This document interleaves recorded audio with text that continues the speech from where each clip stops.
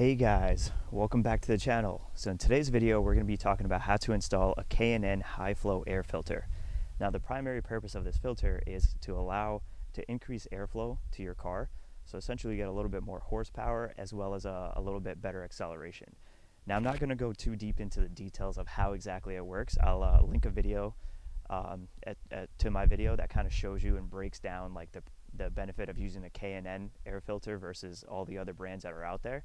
Found it very beneficial, and on top of that, you don't have to replace this filter as often as you do with other air filters. So this one, per the manual, it said to replace it at 50,000 miles versus other filters that you got to replace every 12,000, which is usually 1 year. So we're going to show you how to install that today on an Audi A4, and then we're also going to be installing a cabin air filter as well. So I've been doing a little bit of research and found out that installing a cabin air filter in this car is going to require like a chiropractor after. So let's see what happens, and let's see if it actually is as complicated as Audi has designed it to be. So stay tuned and let's get the ball rolling.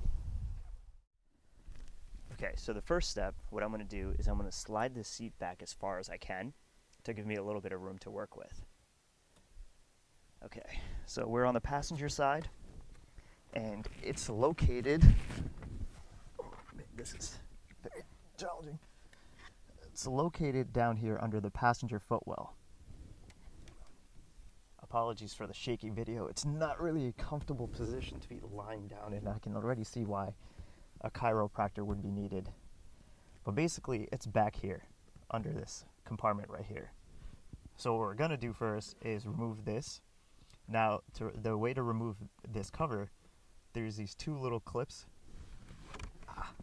that you can see here, one here, and then one down here. So we're just gonna, I think you can just take it off by hand. Yep, just remove it by hand. You could use a tool if you want to, but I found it was very quick, a little force required.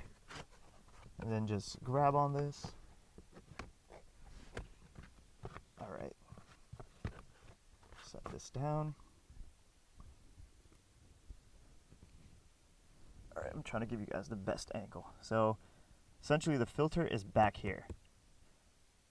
Now from reading some stuff online, some people are saying that there might be screws associated with this and you might have to unscrew it.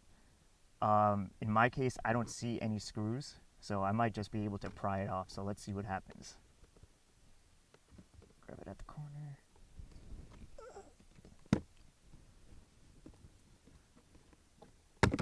Oh, that was relatively quick. Snapped it right off.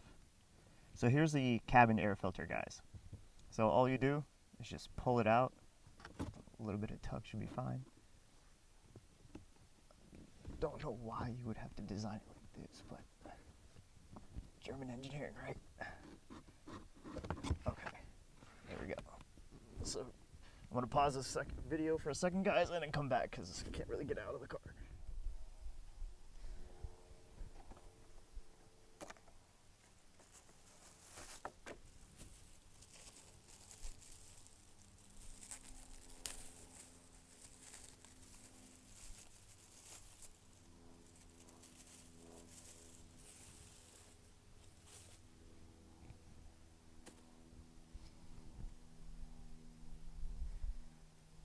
So doing a quick compare, so this is a new one right here, and as you can see, it's nice and clean.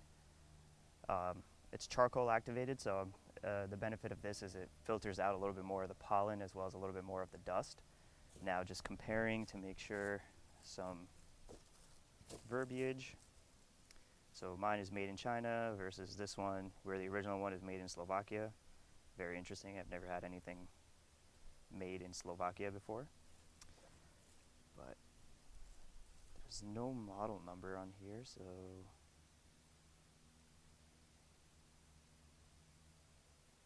yeah, don't see a model number, but this was compatible when I was checking online, and size-wise it matches, so it should be fine. And can't tell if you can read that in the video or not, but it says airflow, and it's pointing towards me. So what you're going to do is when you install it, you're going to have to bend it and then push it up so that the airflow as it's going through will go this way. So Imagine air from the outside coming in, hits it here. Now this is what's going to come out from into your cabin. So with that said, let's go and install this guy.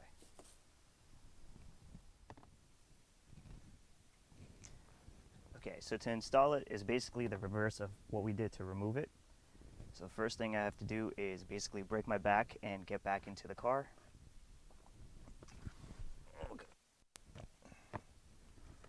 Okay. Alright, so I'm not sure how well you can see it, but let me see. Okay. So you can see this channel, this curvature right here. So essentially the air filter will go in here. So you see this curve, you're going to have to bend your air filter to kind of mimic this curve. So let's go ahead and do that now. And then one thing to remember, as I was saying earlier, you want to keep in mind about which way is the airflow. So in my case, here's the airflow.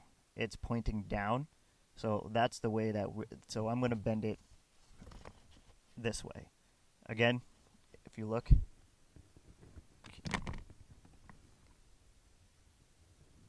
airflow pointing towards me. So it's basically pointing towards the passengers in the vehicle. So I'm going to have to put this down for a second while I try to manipulate this. Hopefully I can give you guys a good angle while I try to install this. If not, I apologize in advance.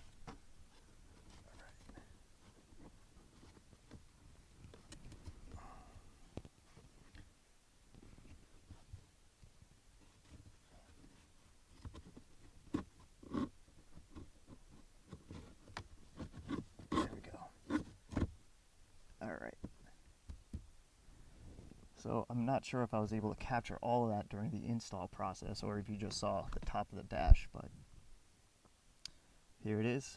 It's installed. Now when you install it, it should be in a place where it won't fall. So see this? It's secured in there. And now we just reverse the installation. First put on this clip.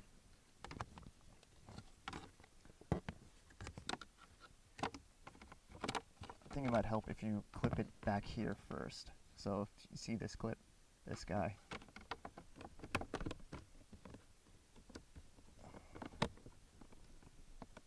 I have to put this down again, guys. Finally got this clip in. Took me about 5 minutes to do that. The biggest struggle I had was with this clip right here. So this back corner clip. So what I found to be easy is push this in with force and get this to snap first, and then the rest will snap easier. You can get everything to snap fine, except for this clip. This clip is like an awkward design back here in this corner. So just make sure you kind of clip this one in first, and then everything else should fall into place. And now it's just a simple thing about putting in this little foam. So, and when you align it, you'll see that the way to tell, I'm not sure if it's focusing enough, but let me see if I can. So you see that black hole? This black hole should be visible. Like here, you can't really see it, but once I clip it in with one side, I can work on the other one. So let's clip this guy first. All right, and then now this one.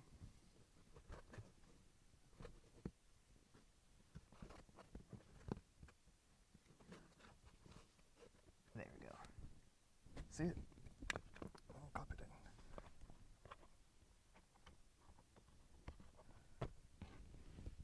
All right, so there you guys go. The process isn't too bad. It's just kind of finagling around, and if you have a bad back, I highly recommend finding someone else to do this for you, because this will kind of, if I show you my awkward position right now, you kind of have to sit on the side of your car like this, which is a little painful, but overall not too bad.